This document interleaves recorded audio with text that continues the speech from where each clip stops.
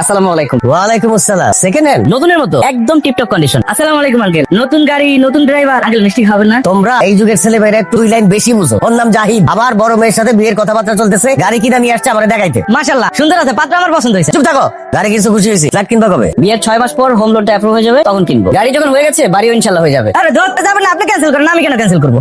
কি একটা সমস্যা, এখন গাড়ি কই পাবো? আপনি কোথায় যাবেন? বনানী যাবো, আমার অফিস তো ওইদিকে। ও তাহলে তো ভালো হলো। ভাড়া কিন্তু 400 টাকা দিতে হবে। জাহিদ কি বলছো? উনি আমাদের অনেক পুরনো ভাড়াটিয়া, ওনার কাছ থেকে ভাড়া চাইছো? তোমরা বাড়ি ভাড়া নিতে পারবো, আমি গাড়ি ভাড়া নিতে পারবো না? কিছু জমানো টাকা আর ব্যাংক লোন দিয়ে গাড়িটা কিনেছি, কিস্তির টাকা শোধ করতে হলে ট্রিপ মারতেই হবে। হ্যাঁ, ওনার কথায় তো যুক্তি আছে। আচ্ছা, ভাড়া 400 টাকা না 300 টাকা দেবো। ঠিক আছে, আমার হবু শ্বশুরের ভাড়াটিয়া হিসেবে 100 টাকা ডিসকাউন্ট দিয়ে দিলাম। ঠিক আছে, চলেন, আমি আমার কথা রেখেছি, আশা করি আপনি আপনার কথা রাখবেন। আসি, আসসালামু আলাইকুম। যেই ছেলে নিজে গাড়ি কিনে ভাড়ায় চালাতে পারে, সেই ছেলে ফ্ল্যাট কিনে আরেকটা রুম যে সাবজেক্ট দিবে না, তার কি নিশ্চয়তা? যত সব।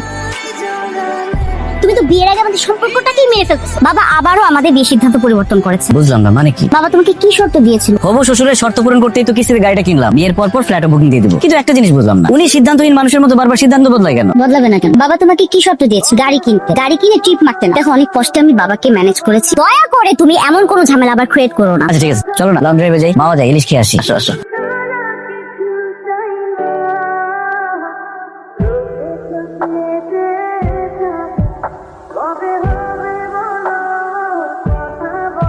হ্যালো, তুমি কি রাস্তা এত রাতে বাইরে কি করো? পরিশ্রম করতেছি, পরিশ্রম। সামনে বিয়ে না? তাই বলে সারাদিন অফিস শেষ করে তারপর আবার লেট নাইটে ট্রিপ মারবা? আমাদের এত টাকা দরকার নাই। তুমি যে টাকা স্যালারি পাও তাতে আমাদের সুন্দর মতো সংসারটা চলে যাবে। এত প্রেশার নিও না তো। আচ্ছা না, একটা গুড নিউজ আছে। বাবা ফাইনালি আমাদের বিয়ের কার্ডের ডিজাইন পছন্দ করেছে। তোমাকে বলেছে কালকে আসতে। কালকে দুপুরের মধ্যে যেন আমি বাসায় দেখি। ঠিক আছে।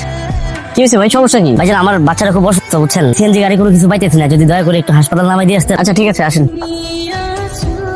কি হয়েছে বাবুর? ভাই আমরা তো জানি না বাচ্চার কি হয়েছে, ডক্টর দেখলে তাহলে বলতে পারবে আর কি। ভাই একটু আপনি তাড়াতাড়ি যান না ভাই। ভাইজান অনেক বড় উপকার করছেন, আমি কিছু ভাড়া দিয়ে দিই? না না, ভাড়া দেওয়া লাগবে না, আমার বাসা তো এদিকে যাচ্ছিলাম। ঠিক আছে, ধন্যবাদ ভাই।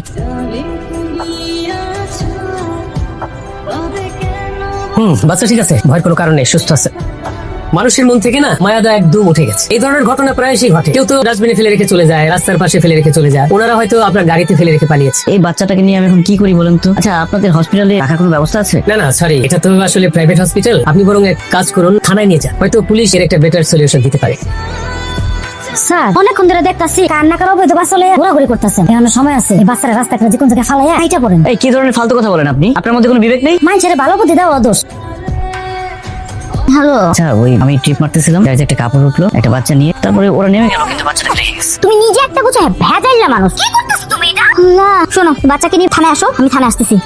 যুগ জামানা খুব খারাপ চলতেছে, কেউ তো মুখের কথা বিশ্বাস করে না। বাইরে আইন তো প্রমাণ চায়। স্যার, এই নিষ্পাপ মাসুম বাচ্চাটার সাথে এতক্ষণ যা যা ঘটেছে সবই তো আপনাকে বললাম, বিশ্বাস করেন, এক চুল পরিমাণ মিথ্যা কথা বলিনি। আপনাদের দুজনের মধ্যে সম্পর্কটা কি বলেন তো? স্বামী স্ত্রী নাকি প্রেমিক প্রেমিকা? এই প্রশ্নের উত্তর জানাটা কি খুব জরুরি? বাইরে পুলিশে চাকরি করি। কাউরেই সন্দেহের বাইরে রাখতে পারি না। স্যার আপনি হয়তো বুঝতে পারছেন, আমরা দুজন খুবই ভালো ফ্যামিলি থেকে বিলং করি। কিছুদিন পর আমরা দুজনে বিয়ে। দেখছি বাচ্চাটাকে হেল্প করতেছি, আমরা একটু বিপদে পড়লাম। আপনি রাগ করবেন না, আমি শুধুমাত্র সত্যটা উদ্ঘাটন করার চেষ্টা করতেছি। এখন করণীয় কি সেটা বলে? বাচ্চাটা খোঁজার জ্বালায় কষ্ট পাচ্ছে, ওর বাবা মাকে খুঁজে বের করা খুব জরুরি। কিন্তু ওর বাবা মারে খুঁজে বের করাটাও তো সময় সাপেক্ষ ব্যাপার। একটা কাজ করেন, বাচ্চাটাকে আমাদের কাছে রেখে যান, আমরা ওকে সরকারি শিশু পরিবারে পাঠানোর ব্যবস্থা করব। Okay sir. এই বৃষ্টি, এই বাচ্চাটাকে আমাদের হেফাজতে রাখো। দিন বাচ্চাটা আমার কোলে দিন। ফুলের মতো নিষ্পাপ একটা বাচ্চা সারা রাত থানার ভিতরে থাকবে? কি হলো? দাও।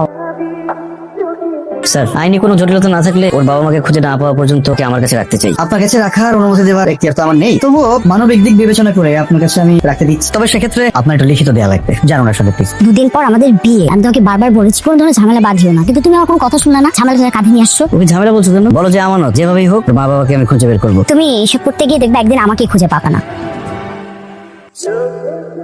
গভীর রাতে তোমরা বিরক্ত করলাম, মনে গেছেন কি না? বাচ্চার কান্নার আওয়াজ পেলাম তো। ওমা, এই বাচ্চা কার? তোমার কোনো আত্মীয় স্বজন আছে নাকি? না, আত্মীয় স্বজন আসে নাই, বলতে পারেন একটা দুর্ঘটনার ভেতর দিয়ে বাচ্চাটাকে পেয়ে সাথে করে নিয়ে আসছি। দুর্ঘটনার বাচ্চা মানে কি কইতেছ? ওর বাপ মা কই? আমার গাড়িতে ফালাই রেখে পালাই গেছে। বুঝছি, লম্পট প্রেমিক প্রেমিকার পাপের ফসল। বাবাজি, এই বাচ্চারা তুমি বাসা নিয়ে আইসা কাজটা ঠিক করে না কিন্তু। বাড়িওয়ালা হিসেবে আমার কিন্তু সমাজে সবকিছু মেনে চলতে হয়। কালকে দিনের মধ্যে বাচ্চাটার কথা রাইখা, তুমি অবিবাহিত পোলা, কথাটা মনে রেখো।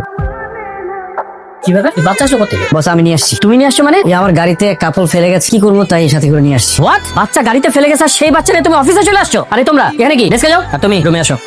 ওকে একটু ধরেন তো। সরি, আমি নিতে পারবো না, আমার অনেক কাজ করে আছি। তোমার মতো এরকম একজন মানুষের কাছ থেকে এই ধরনের ইনসেনসিটিভিটি কিন্তু আমি একদমই আশা করিনি। মানলাম যে তোমার সাথে একটা আনওয়ান্টেড ঘটনা ঘটে গেছে, কিন্তু এই পরিস্থিতিটা তো তুমি ভিন্নভাবে হ্যান্ডেল করতে পারতা। নাম পরিচয় একটা বাচ্চারে নিয়ে তুমি সরাসরি অফিসে চলে আসছো। এখন এই বাচ্চা যদি ডিস্টার্ব করা শুরু করে তাহলে কি তুমি অফিস সামলাবা নাকি বাচ্চা সামলাবা? বস, আমার কয়েকটা দিন ছুটি লাগবে, ওর মা বাবাকে আমি খুঁজে বার করবো। তুমি খুব ভালো করে জানো যে ফরেন ক্লায়েন্টের সাথে আগামী এক সপ্তাহ তোমার মিটিং ফিক্স। এখানে তোমার কাজ অন্য কেউ করতে পারবে না, আর মিটিং গুলো যদি না হয় কোটি টাকার লস হবে। তুমি বরং এক কাজ করো, আজকের দিনটা সময় নাও, বাচ্চাটা একটা গতি করে আগামী কালকে থেকে একদম নিয়মিত অফিস করবে, ঠিক আছে? যাও। তুমি এটা কি করছো? তোমার কি কমন সেন্স নাই? তুমি বাচ্চাটাকে নিয়ে আসছো বাবার সাথে দেখা করতে। সে যদি আমার কথাটা আমি তোমার কোনো কথা শুনবো না। ভাইয়া, আপনার কোলে এটা কার বাচ্চা? আর বলিস না কোত্থেকে কুড়ায় পেয়েছে বাচ্চাটাকে, এরপর থেকে এই বাচ্চাটাকে নিয়ে ঘুরতেছে। সেজদি। চুপ করো, কোনো কথা বলার রাইট তোমার নাই। যাও এখান থেকে। দাঁড়াও তো কেন? যাও, যাও তো। এই ছেলের চরিত্র আমার বোঝা হয়ে গেছে, আমার আর কিছু বলার নাই।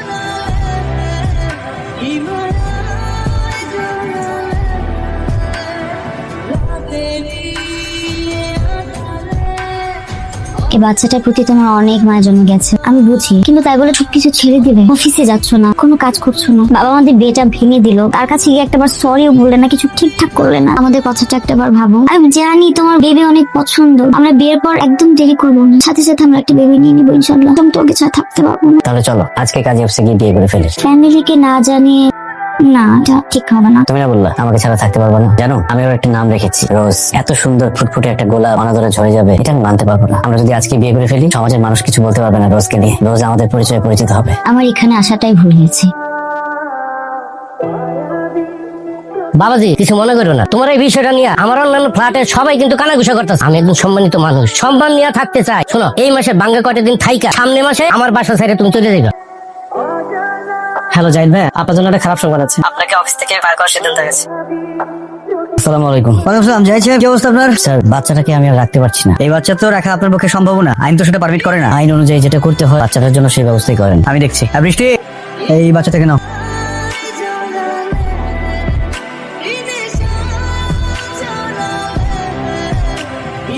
পাত্রের নাম কি? জাহিদ হোসেন। বাবার নাম? আমার কথা কেমন শুনতে পাচ্ছেন না? কে বা কাহারা? কি? এই কাজী সাহেব থামেন। কে বা কাহারা মানে কি? এই ছেলে কি বলে এইসব? মানে কি? তুই তো বলেছিলি যে ছেলের বাবা মা মারা গেছে, আর এখন সেই সব কি বলছে? এই ছেলেকে আবার প্রথম থেকে অপছন্দ ছিল। আমি তো এই ছেলের সাথে তোর বিয়ে দেবো না, বিয়ে বন্ধ। জাহিদ, কিছু বলছো না কেন? চুপ করে আছো কেন? আরে চুপ করে না থেকে উপায় আছে ওর? যার বাবা মার পরিচয় নাই তাকে কি বলে আমি জানি না। হ্যাঁ ঠিকই বলেছেন, আমার বাবা মায়ের পরিচয় নেই। কে বা কাহারা আমাকে জন্ম দিয়ে নদীর পাড়ে ফেলে রেখেছিল সেটাও আমি জানি না। আমি এতিমখানায় বড় হয়েছি, নষ্ট হয়ে যায়নি। আচ্ছা, আমার জন্মে আমার দোষটা কি বলতে পারেন? আমি কি নিজের ইচ্ছায় এই পৃথিবীতে এসেছি? এই প্রশ্নের উত্তর আপনি বা আপনার সমাজ দিতে পারবে? শোনো, তোমার এইসব বয়ান শুনতে আমার ভালো লাগছে না। তুমি বাবা এখান থেকে চলে যাও। তোমার মতো পরিচয়হীন একটা ছেলের সাথে আমার মেয়ের বিয়ে আমি দিতে পারবো না। তোমার কি কিছু বলার নেই? আজকে পুরো পৃথিবী তোমার বিরুদ্ধে চলে গেলেও আমি বলবো আমি তোমাকে ভালোবাসি।